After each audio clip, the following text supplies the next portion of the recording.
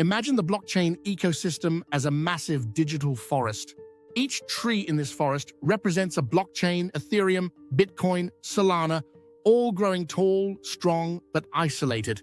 They can't talk to each other. And more importantly, they can't interact with the outside world, the weather, animals, or sunlight on their own. They're blind to what's happening outside the forest. Now enter Chainlink, the Mycelium. Just like the underground fungal network in a forest, Chainlink runs beneath the surface.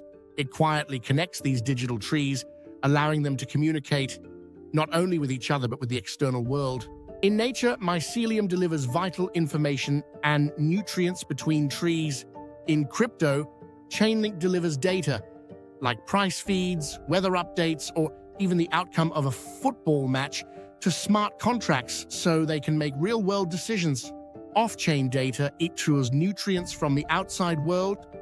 Chainlink equals Mycelium web.